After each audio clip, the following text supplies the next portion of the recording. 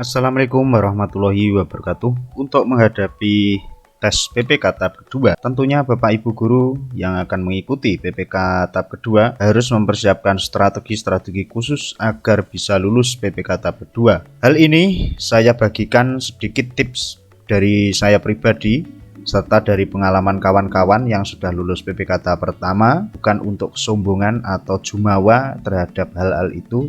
Tidak, tapi hanya sebatas berbagi pengalaman pribadi. Langsung saja kita simak paparan berikut ini. Konten ini dipersembahkan oleh saya sendiri dan Info Guru Update. 4 strategi lulus PPK Guru tahap 2. Dengan kata kunci rendah hati, terus belajar dan berinovasi adalah guru sejati. Yang pertama adalah data dapodik valid. Itu adalah penentu kelulusan. Yang pertama adalah jenis PTK. Jenis PTK guru kelas, guru mapel dan sebagainya seperti itu. Itu dengan cara kita bekerjasama dengan operator sekolah. Jadi perlu saya garis bawahi untuk Bapak Ibu guru, untuk yang mau mendaftar di PPK tahap kedua, tugas operator itu memang cukup berat sekali. Jadi mohon pengertian nanti untuk data-data itu juga dibantu untuk mengecek sesuai data real kita. Jika ada kesalahan maupun ada kendala, silahkan berkoordinasi dengan baik-baik. Yang kedua adalah TMT ya, tugas kita pertama.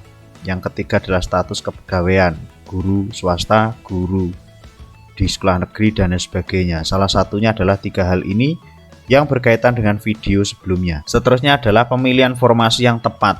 Jadi kita harus juga memikirkan bagaimana caranya kita milih formasi yang tepat sesuai dengan kemampuan kita. Yang pertama adalah meliputi sesuai linearitas ijazah. Jadi linearitas ijazah kita.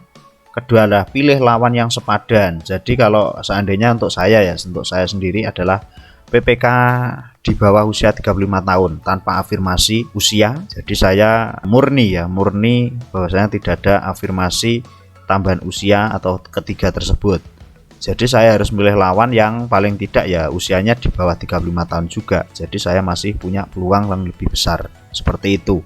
Yang ketiga adalah bijak pilih formasi sekolah. Jadi seandainya kok teman-teman banyak yang di kota, berarti kita pilih yang di desa. Jika ada yang teman-teman banyak yang ada di sekolah desa, berarti kita pilih di sekolah yang kota. Seperti itu. Tadi terbalik dengan kawan-kawan yang lain di wilayahnya ya, wilayah masing-masing.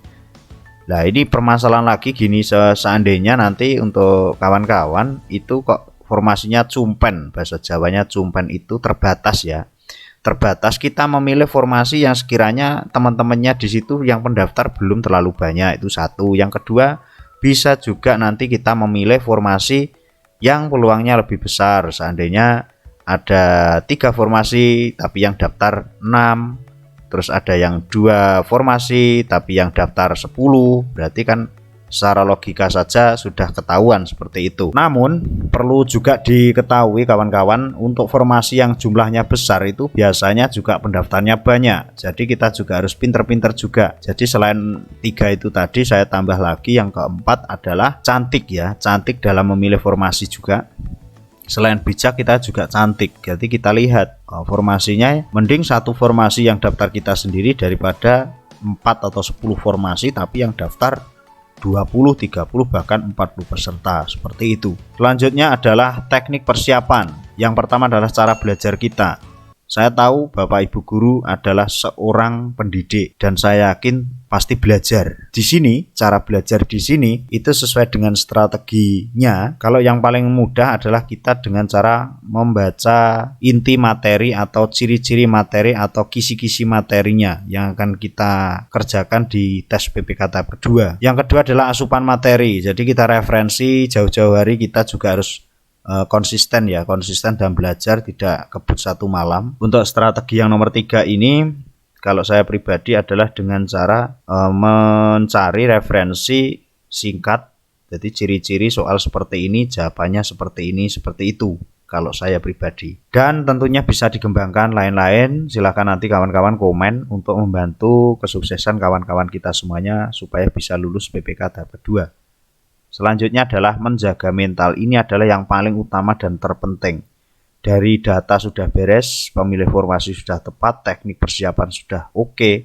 Namun pas waktu kita mengerjakan, mental kita bobrok, zong alias ndredeg, ataupun mentalnya jatuh, terus kepercayaan diri hilang, kemantapan ketulusan hati nggak ada, berdoa sesuai kepercayaan juga nol, berpikir jernih dan rileks juga enggak, ndredeg, takut nggak lulus dan sebagainya. Itu adalah faktor yang paling vital kalau menurut saya adalah pas waktu kita mengerjakan ya kita harus berpikir jernih dan rileks.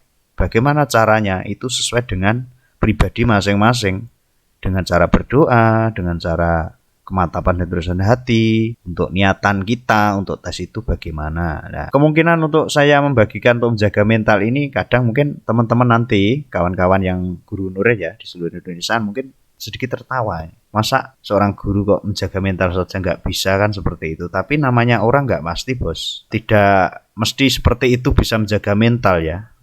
Apa yang saya alami pribadi dulu, kenapa belum lulus ya di CPNS dan sebagainya, itu salah satu faktor utamanya adalah menjaga mental ini. Itu kalau saya pribadi seperti itu. Jadi menjaga mental adalah faktor yang utama kalau menurut saya. Jadi kelulusan saya itu bukan berasal hanya dari saya itu persiapan pintar akademik, tidak, tapi karena saya juga mencari peluang terbaik untuk lulus. Mudah-mudahan video ini bisa sedikit sekali bermanfaat untuk kawan-kawan semuanya untuk membangkitkan energi positif serta membangun supaya persiapan di PPK tahap kedua bisa menghasilkan sesuatu yang sesuai dengan harapan kita. Kalau ada kurang sempurnanya video ini maupun terlalu sederhana video ini, mudah-mudahan bisa dimaklumi dan terus dikoreksi. Video-video di Adiko Ramos ini ada kurang lebih, maaf. Wallahul muwaffiq ila thoriq. Assalamualaikum warahmatullahi wabarakatuh.